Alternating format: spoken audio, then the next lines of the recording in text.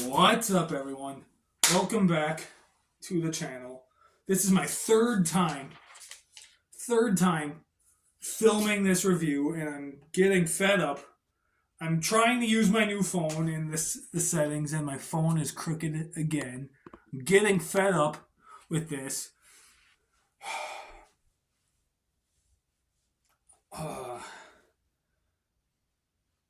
I'm sorry. Bear with me until I figure this out. WrestleMania 19. Let's get this done and over with. Got the clipboard, got the pen. For the third time I'm filming this. Let's do this. March 30th, 2003, Safeco Field, Seattle, Washington. 54,097 people in attendance.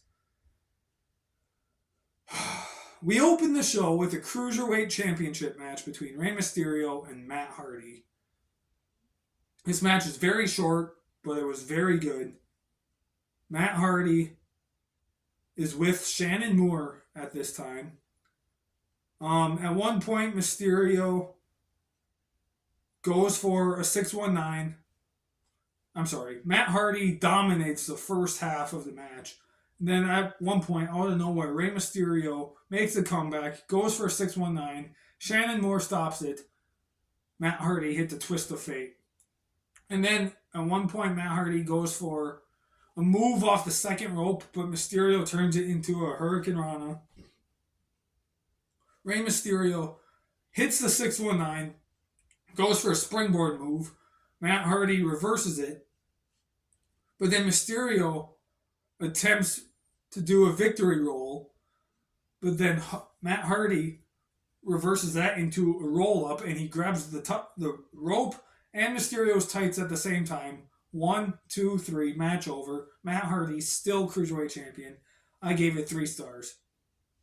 I'm sorry, guys, if I sound frustrated. It's just, I filmed this. This is the third time I'm filming this, and it's this new phone I got. I still haven't figured out the settings. It's frustrating me, so I apologize. Up next, handicap match: The Undertaker versus The Big Show and A-Train. It was supposed to be a tag team match. Nathan Jones, my TV just turned off. Nathan Jones was supposed to be Undertaker's tag team partner, but because he's greener than grass and doesn't know what he's doing half the time, they pulled him from the match and made it a handicap match. And so, Big Show, during his entrance, tried to sneak up behind Undertaker. He walked around, came up the other side, and Undertaker was too smart and kind of knew it was coming. And when Big Show went charging towards Undertaker, Undertaker came, pulled the rope down, Big Show fell out. And then just some back and forth action. At one point, A-Train and Big Show are both in two opposite corners, and Undertaker goes back and forth, hitting clotheslines on each person. Nathan Jones eventually does come out then. He shows up, Big Show sees him and goes after him, but Nathan Jones takes out Big Show, and that's it. He's out. Gets into the ring, takes out A-Train, hits a big boot on A-Train. Undertaker then picks up A-Train, hits him with a tombstone. 1, 2, 3. Undertaker wins. He's 11-0 at WrestleMania. Awesome match. I gave it 3 stars. I enjoyed it. For the most part, I thought it was decent. Yeah. Up next, triple threat match. Women's title. Trish Stratus versus Jazz versus the champion Victoria. I barely wrote any notes down for this match. 1, because this was my bathroom break match. But 2, I just wasn't fully paying attention. I saw a few things, but that's about it. Stevie Richards, who was out there with Victoria. At one point, Victoria and Jazz tried to double team Trish. Victoria was holding Trish still. Jazz was going to go for a kick. She was going to kick Trish in the head, but Trish ducked and she accidentally kicked Victoria in the head. Stevie Richards grabs a chair and tries getting involved, but somehow Trish Stratus picks up the victory. I gave it 2 stars. It's okay. I'm sorry, guys, if I sound like I'm rushing and frustrated. I'm just tired. I haven't figured out this camera stuff yet, and it's still early in the morning. This is my third time filming this in the last hour and a half, and I'm sorry. But just deal with me this once. My WrestleMania 21 review, knock on wood, will hopefully be a lot better. Up next, triple threat tag team match for the WWE tag team titles. Team Angle versus Los Guerreros versus Rhino and Chris Benoit.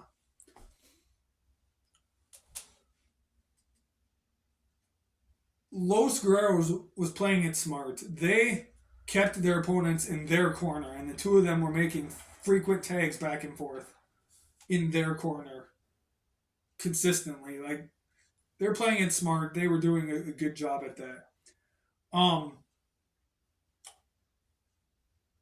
So much going on too, and very fast paced. I feel like, I don't know this for sure, but I feel like they had their time cut, and they were trying to rush to get everything all in all at once because it was very fast paced, like move after move after move, like very little breaks. And if there were breaks, they were very short breaks. Like, they were trying to get as much in as they could all at once. Um, let's see here. So much going on. Eddie Guerrero and Benoit are in there together. They have great chemistry together. Watch any of their matches they had against each other. All of them are great matches. Eventually, Rhino gives Chavo Guerrero the gore. Eddie Guerrero then pulls Rhino out of the ring, and Shelton Benjamin is the legal man, so he goes to pin Chavo. 1, 2, 3. Team Angle wins. Keeps the titles. I gave the match 3.5 stars. It was good. I liked it. It was awesome. Yeah. Up next, one of the most underrated matches of all time. Shawn Michaels versus Chris Jericho. The reason I say it's underrated is because when people ask what is the greatest match in WrestleMania history, the first matches that people say are The Rock versus Hulk Hogan, Randy Savage versus Ricky Steamboat, Hulk Hogan versus Andre the Giant, Undertaker versus Shawn Michaels, The Rock versus Stone Cold. Like, they never mention Shawn Michaels versus Chris Jericho. Never. And they should, because this match is just as good as any of those ones are. This may be better than some of them even. Like, this match is freaking amazing. And the fact that it's not usually ever in that discussion for the greatest WrestleMania match of all time confuses me. Because I don't understand. This match is so good. I could watch this match on repeat for a couple days straight and not get tired of it. A lot going on too. So, I didn't write that many notes because I was paying too much attention to the match and not the notes. That happened here for this match and the next one, and the one after that. I was just paying too much attention to the matches and not paying attention to taking notes. I mean, there's a lot of stuff written down, but like none of it's actually noteworthy. So let's see here. Yeah, so Shawn Michaels and Jericho start fighting. At one point, Jericho mocks Shawn Michaels doing a kip up. He mocks him again doing the Sweet Chin music. Um,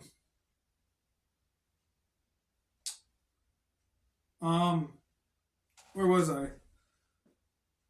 I just had a brain fart. Yeah, so Jericho hits the Sweet Chin music. Shawn Michaels kicks out. Shawn Michaels then climbs to the top rope, attempting an elbow drop. Chris Jericho kicks the referee into the ropes, causing Shawn Michaels to trip.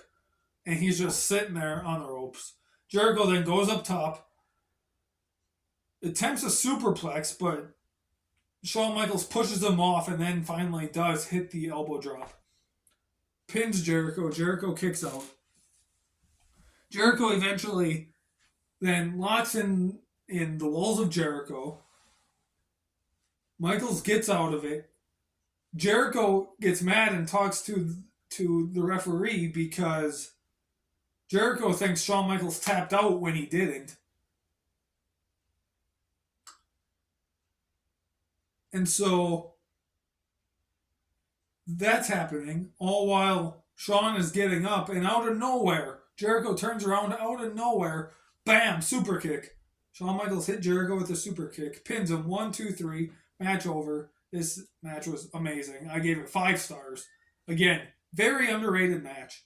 I don't understand why it's not one of the first ones talked about when they say greatest match in WrestleMania history. This is definitely one of them for sure. Up next, Triple H versus Booker T, World Heavyweight title. I'll tell you this, 24/7 hates Triple H's reign of terror. I know a lot of people do, but I am one that does not. I like the Reign of Terror. I love Evolution. Like, some of my childhood memories of watching wrestling come from the Reign of Terror, come from Evolution. Like, I love this era here. So Triple H versus Booker T. Let's get into it. Booker T is dominating early on. There's an arm drag off the top rope at one point. That's kind of cool. Eventually, Triple H takes over. He starts to dominate. At one point, Triple H goes for a dive off the second rope. Booker T hits a big drop kick. And he actually kicks Triple H in the face, and it looked freaking painful. Glad I didn't have to take that move. It looked painful. Obviously, Ric Flair's out there with Triple H. He's getting involved. He takes Booker T, throws him knee first into the stairs. Triple H at one point locks in an Indian deathlock. And then the finish, he gives Booker T a pedigree. Both men are out. And for like 15 to 20 seconds, both men are just laying there before Triple H crawls over to make the pin. Like, why did that take so long? I don't get it. I mean, I still gave the match 3 stars. It's good. I enjoyed it, but that finish, like, why was it so long? Like, it doesn't make sense. But Triple H wins 3 stars. Excuse me. Up next, street fight. Hulk Hogan, Vince McMahon. Hulk Hogan's final WrestleMania match. And I feel like, personally, this is Vince McMahon's best Mania match, too.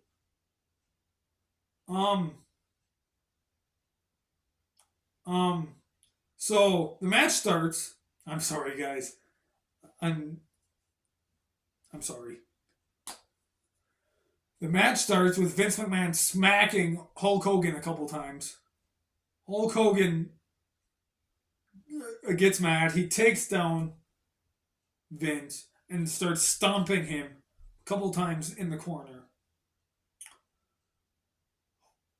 Vince then starts targeting Hogan's arm / elbow, like just beating it up, doing a couple things. There's a test of strength, and that takes quite a while. Like, one of the longer tests of strength I've ever seen. Like, it took a while. Let's see here. Finally, halfway through the match, within 10 minutes, it's a street fight, and they don't get the first weapon, a chair, until about 10 minutes in. The chair's being used out on the outside. Hogan uses it. Vince McMahon gets busted open. Vince McMahon crawls over to the Spanish announce table. Hogan tries to hit Vince again, but Vince moves and Hogan hits one of the Spanish commentators. I forget which one. Hits one of them in the head. And then Vince starts beating up on Hogan. Hogan gets busted open in the process. Vince then goes and grabs a ladder, sets it up in between both commentary tables, climbs up one end. He lays Hulk Hogan out on the Spanish table, climbs up one end, does Hogan's leg drop off the ladder onto Hogan, rolls him into the ring, pins him 1, 2, kick out. Vince then leaves the ring, grabs a lead pipe. You get that iconic meme face with Vince staring over the barricade, all bloody and everything.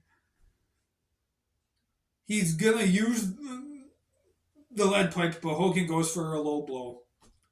Out of nowhere, Roddy Piper shows up. Like, what? And then he grabs the lead pipe. He teases hitting Vince with the pipe, and he actually hits Hogan with it. And then McMahon goes for the pin off of that. Hogan kicks out. Because Hogan kicked out, Vince is mad and he takes it out on the referee. He actually takes the referee out. Here comes Sylvain Grenier, who I barely remember, dressed in a referee shirt, with another referee coming, chasing him down. Sylvain Grenier takes out that other ref that chased him. Sylvain Grenier is now in the ring, but Hogan does his thing. He starts hulking up, takes out Vince, throws Sylvain Grenier out. At that point, then the original referee starts coming in. Sylvain Grenier is already taken out. The original ref comes in. Hogan hits the big boot, leg drop. Gets up, leg drop. Gets up again, leg drop. 3 leg drops on Vince. 1, 2, 3. Hogan wins. I love this match. I gave it 3.5 stars. This is maybe, I think, Vince McMahon's best match he ever had. He didn't have that many, but this one is great. It's, again, probably the best one he has ever had. It's very good. But Hogan wins, 3.5 stars. Hogan retires not long after this. And yeah. Up next, though, The Rock versus Stone Cold Steve Austin for the final time. I know in my Mania 17 review, I said that I would watch their match at Mania 15 and kind of compare the 3. I forgot to do that, so I didn't. I apologize.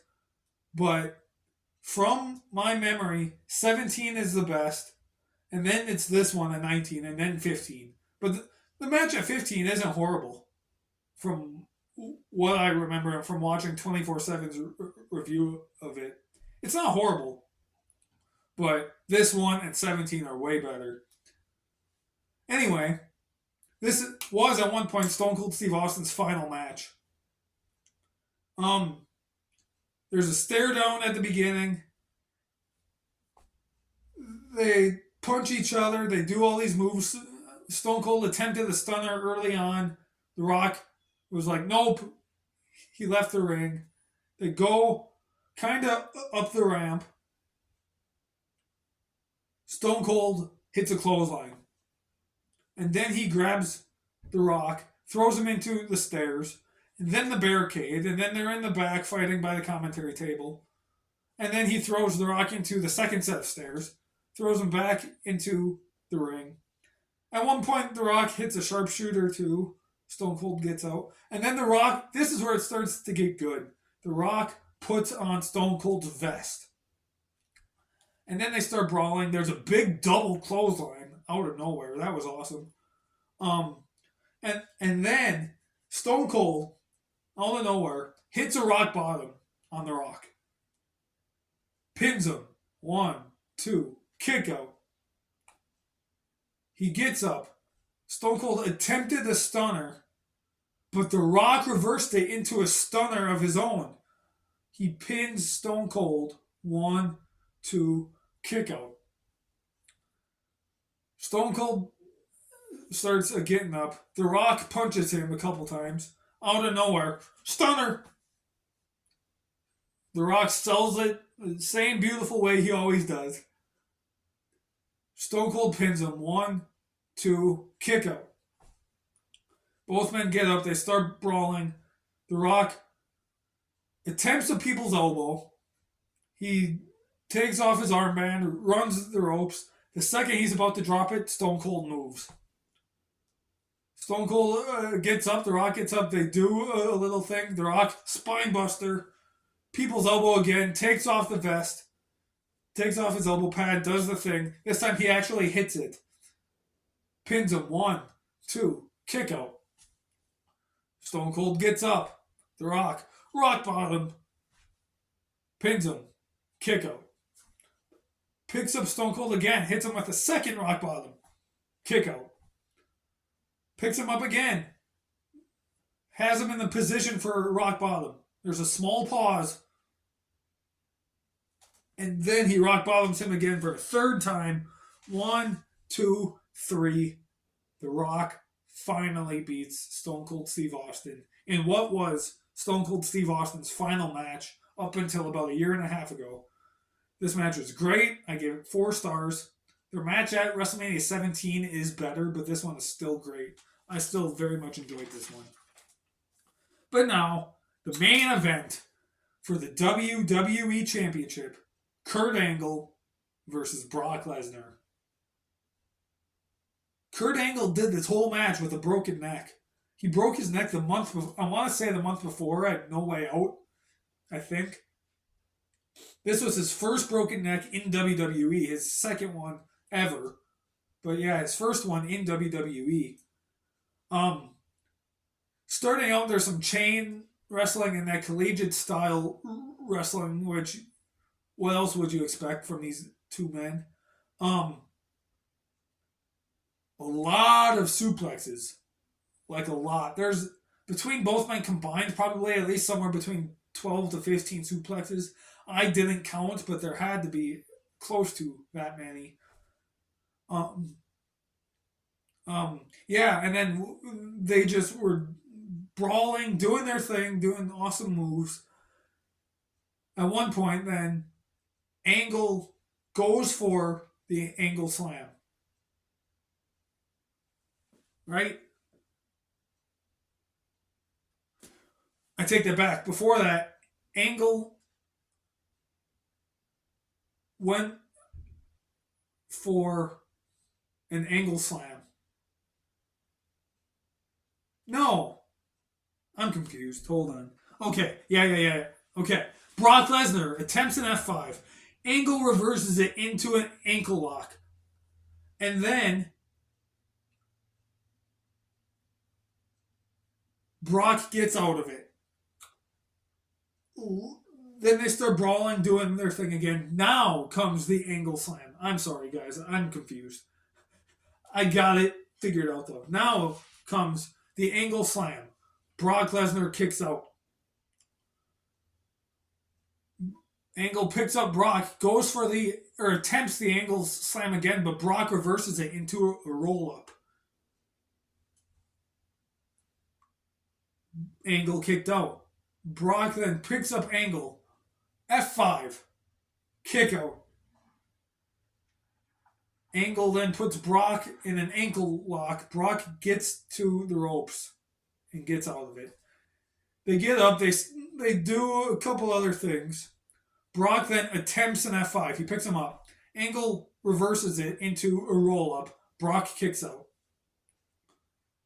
Angle then attempts an Angle Slam, but Brock reverses that into an F5. He hits it. And then he stares up at the top rope. And here it comes. He climbs up to the top. And he attempts a shooting star press. A move that he did a lot in OVW. A move that he did quite a bit early on in WWE in dark matches. He climbs up top. He does it, and he fails. Kurt Angle was too far out, and Brock Lesnar landed on his head. That was supposed to be the finish of the match. Brock was supposed to hit it, pin Angle, and the match would be over. But because Brock landed on his head, they called an audible and changed the finish right there on the spot. Angle pinned Brock. Brock kicked out. Brock got up. F5'd Angle, pinned him. 1, 2, 3. Match over. Brock is the new WWE champion. I believe this was his second WWE title run, I think. Brock wins. I gave the match 4.5 stars. Why is it not 5? Because I gave Shawn Michaels and Chris Jericho 5 stars, and that match is way better than this one. Plus, Angle and Brock had a better match as well. Their Iron Man match was so much better. That's why this one's only 4.5. But anyway, that was WrestleMania 19. I enjoyed it very much. I'm sorry again if this review seemed kind of weird and I didn't seem happy. I seemed kind of frustrated. I'm still trying to figure out my phone camera settings here. I'm sorry. I will make sure that my review for WrestleMania 21 will be better. It's just this was my third time filming this, and I hope this is the one I use, and I don't have to film it again. But anyway, yeah. Next week, you guys get the review of WrestleMania 20, 24/7. I can't believe we did 20 of these things already. That's nuts. Next time you see me in 2 weeks will be WrestleMania 21, and I'm hoping to have my camera thing figured out by then. So yeah, anyway, thanks so much for watching. Greatly appreciate it. Hit the thumbs up button, and I will see you guys next time.